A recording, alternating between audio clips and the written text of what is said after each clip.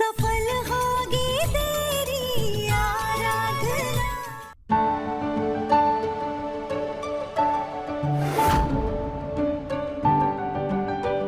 चंदा दीदी, आज इतनी देर हो गई लेकिन फिर भी नाश्ते की कोई तैयारी नहीं की है। कोई सब्जी नहीं निकाली, कुछ काटा नहीं है।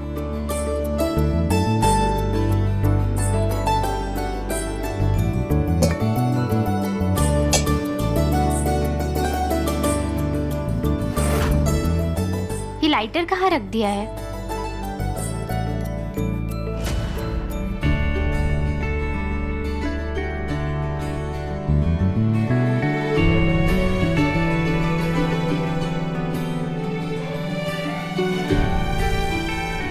ये ढूंढ रही हो? ये तो मेरे पास है और मेरे पास ही रहे। क्या है ना, तुम इतनी मेहनत करती हो तो मैंने सोचा आज तुम्हें आराम दे देना चाहिए। खाना मैंने बाहर से मंगाया। क्यों? लेकिन उसकी क्या जरूरत थी? क्यों जरूरत नहीं है? मतलब हर बात में तुम्हें आर्ग्यू करना, मेरा मतलब है तर्क वितर्क करना तुम्हारा जरूरी है क्या? इतनी मेहनत तुम करती हो, एक दिन नहीं करोगी तो कुछ घट जाएगा क्या तुम्हारा? इसलिए मैंने सोचा कि आज खाना बाहर से आएगा। प्लीज।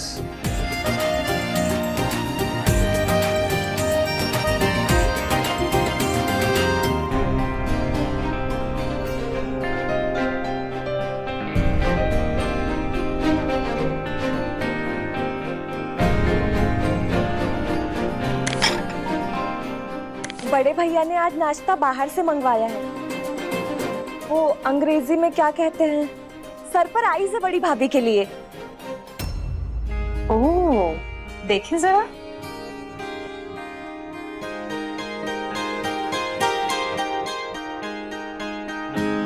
गुड मॉर्निंग बड़े भैया। Good morning. माधव, सिर्फ अपनी पत्नी के लिए ही सब कुछ मंगाया है या हमारे बारे में भी कुछ सोचा है? भगवान झूठ न बुलवाए, हम ये प्याज लहसुन वाला खाना नहीं खाएंगे।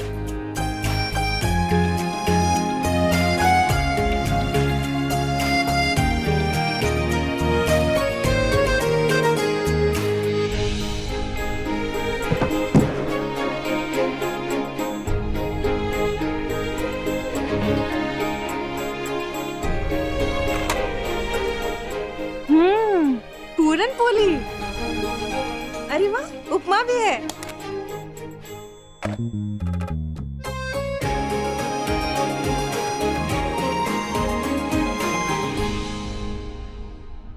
ये महाराष्ट्र की सबसे फेमस और सबसे बेहतरीन डिशेस हैं, जो आराधना की सबसे फेवरेट है। जब भी इसका ये खाने का मन करता था ये खुद बनाती थी, या कभी घर को मिस कर रही थी तभी बनाती थी। तो मैंने सोचा क्यों ना आराधना को बिना किचन में मेहनत कराए उसका मनपसंद खाना उसे खिलाया जाए। और हाँ दादी, आपको बिल्कुल टेंशन लेने की जरूरत नहीं है। आपका बिना लहसुन और प्याज का खाना खास मैंने पैक करवाया है, ठीक है ना?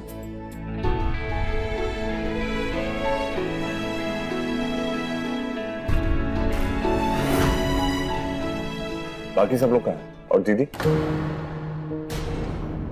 बेटा, कल जो दामाद जी के साथ हुआ उसके बाद बच्चे बहुत दुखी हैं, इसीलिए वो उन्हीं के साथ अपने कमरे में नाश्ता कर रही है। ठीक है, मैं बात करता हूँ। नहीं नहीं बेटा, मेरे ख्याल से हमें उन्हें कुछ समय देना चाहिए इस बात को अपनाने के लिए। बैठो बेटा। खैर, ये सब बातें बाद में करते हैं, हम अब नाश्ता करना चाहते हैं। देखे तो सही आराधना के शहर का क्या खास खाना है, हम भी तो चखें।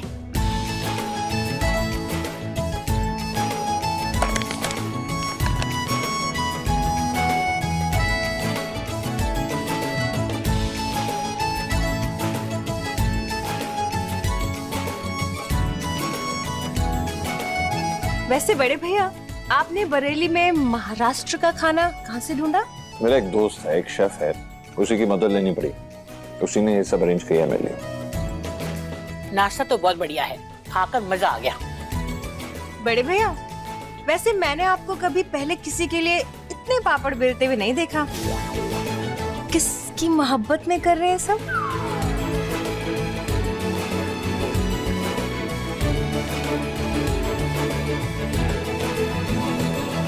बहू, वैसे अगर तुम्हें पसंद ना हो तो हम किशन से कह देते हैं कि वो तुम्हारे आगे पीछे ना घूमे और तुम्हारे लिए कोई पापड़ भी ना बेले। वैसे भी तुम्हारे चक्कर में वो कोई काम कहाँ कर पाता है। दादी, हम सब तो खा लेंगे खुशी से, लेकिन बड़े भैया का क्या? बड़े भैया तो बिल्कुल तीखा नहीं खाते। खा सकता हूँ, मीठी चटनी जो है ना। नहीं, ये बहुत तीखा है, नहीं खा पाएंगे आप।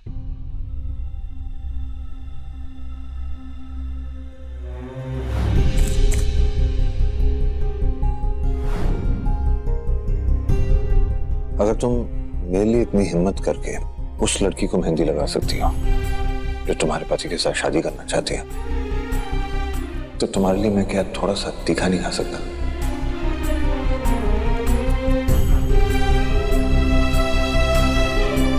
वैसे भी मुझे लगता है जो तुम्हें पसंद है उसकी मुझे आदत करनी पड़ेगी। जब रास्ता एक होगा तभी तो हम दोनों एक मंजिल पे पहुंचेंगे।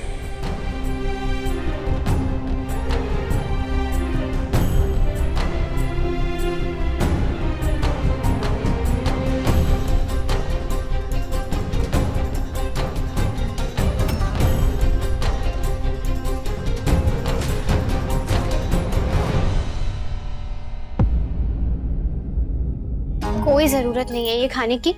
रात का हलवा रखा हुआ है, मैं वो गरम करके लाती हूँ, आप वो खा लीजिएगा। अरे मैं ठीक हूँ। बड़े भैया, आप घर में सबको चुप करा देते हैं, ये कहकर कह दिया, बस कह दिया। मेरा मतलब है एक सिंपल सा शब्द सॉरी नहीं कहा जा रहा आपसे। इसे कैसे मनाएंगे आप आराधना को, बोले? ऐसा कुछ नहीं है। कहाँ गई थी तुम? बीच नाश्ते में उठकर जाने की क्या जरूरत थी? इतनी मेहनत करके तुम्हारा पसंदीदा खाना लेकर आया हूँ, कोई इंटरेस्ट नहीं है। और तुम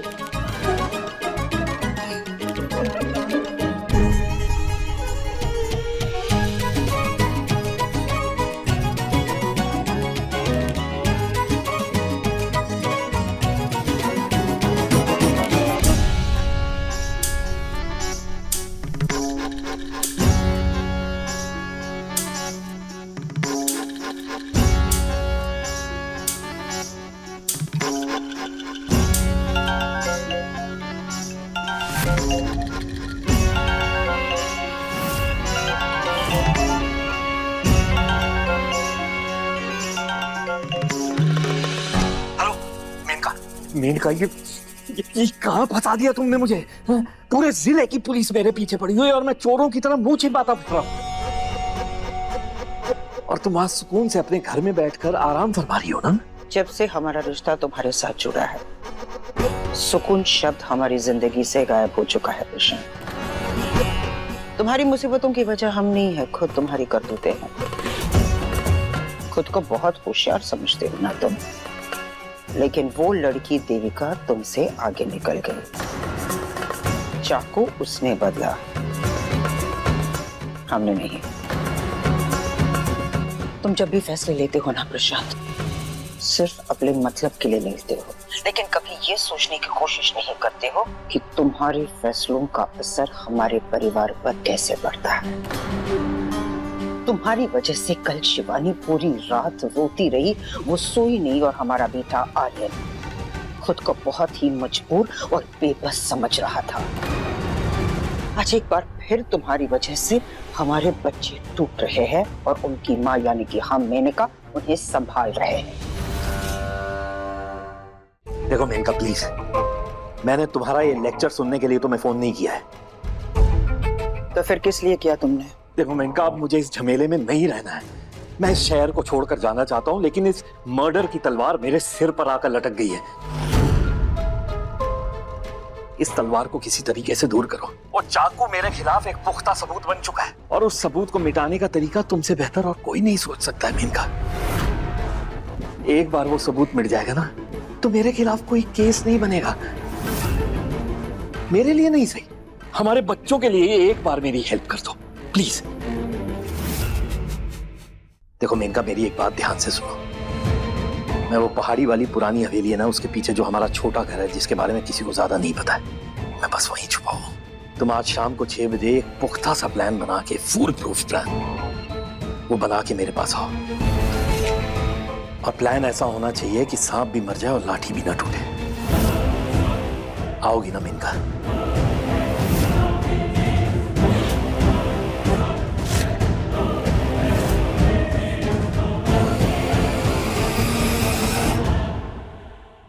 देखिए सफल होगी तेरी आराधना के लेटेस्ट एपिसोड्स कभी भी कहीं भी। अभी सब्सक्राइब करें दंगल प्ले ऐप।